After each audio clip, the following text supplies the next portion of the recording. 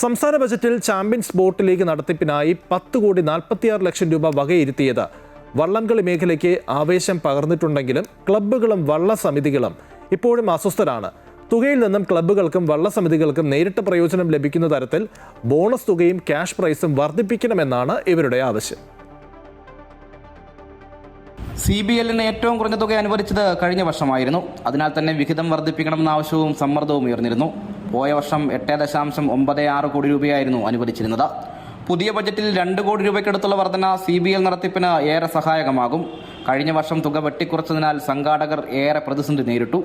ഇത്തവണ വിഹിതം കൂട്ടിയതിനാൽ പരസ്യ വരുമാനം കാര്യമായി ലഭിച്ചില്ലെങ്കിലും പ്രയാസമില്ലാതെ മത്സരങ്ങൾ നടത്താൻ സാധിക്കുമെന്നാണ് സംഘാടകർ പ്രതീക്ഷിക്കുന്നത്. അതേസമയം ബജറ്റിൽ വകയിരുത്തുന്ന തുകയിൽ നിന്ന് ക്ലബ്ബുകൾക്കും വള്ളസമിതികൾക്കും നേരിട്ട് പ്രയോജനം ലഭിക്കുന്ന തരത്തിൽ ബോണസ് തുകയും സമ്മാന തുകയും വർദ്ധിപ്പിക്കണമെന്നതാണ് വള്ളംകളി സംരക്ഷണ സമിതിയുടെ ആവശ്യം. ഒരു ക്യാമ്പും ഈ പറഞ്ഞ പോലെ തൊഴിൽക്കാരും ഒക്കെ ആയിട്ട് ബന്ധപ്പെട്ട് നമ്മുടെ ഒരു ക്ലബിനെ മുമ്പോട്ട് കൊണ്ടുപോകാൻ നമുക്ക് നിരവധിയായ സാമ്പത്തിക പ്രതിസന്ധി ഉണ്ടായിക്കൊണ്ടിരിക്കുകയാണ്. അപ്പോൾ ഈ തുകയിൽ നിന്നും ഭീമമായ ഒരു തുക മാറ്റി നമ്മുടെ ബോണസ് തുക വർദ്ധിപ്പിക്കുന്നതിലേക്ക് വള്ളങ്ങൾക്ക് 2 ലക്ഷം രൂപയും ക്ലബ്ബുകൾക്ക് 5 ലക്ഷം രൂപ കിട്ടുന്ന തരത്തിലേക്ക് ബോണസ് തുക CBLനെ വർദ്ധിപ്പിച്ചാൽ മാത്രമേ വരും കാലങ്ങളിൽ നമ്മൾക്ക് നല്ല രീതിയിൽ CBLൽ വള്ളങ്ങൾക്ക് പങ്കെടുക്കാൻ കഴിയത്തുള്ളൂ. വർഷങ്ങളായി ബജറ്റിൽ തുക വർദ്ധിപ്പിക്കുന്നുണ്ടെങ്കിലും ക്ലബ്ബുകൾക്കും ചുണ്ടൻ വള്ള സമിതികൾക്കും നേരിട്ടുള്ള ഗുണം ലഭിക്കുന്നില്ല.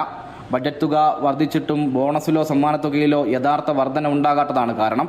വർദ്ധിച്ചു വരുന്ന തൊഴിൽ താരങ്ങളുടെ വേതനവും പരിശീലന ക്യാമ്പുകൾ മുന്നോട്ട് കൊണ്ടുപോകുന്നതിനുള്ള ഉയർന്ന ചെലവുകളും ക്ലബ്ബുകൾക്ക് വലിയ സാമ്പത്തിക ഭാരമാവുകയാണ്.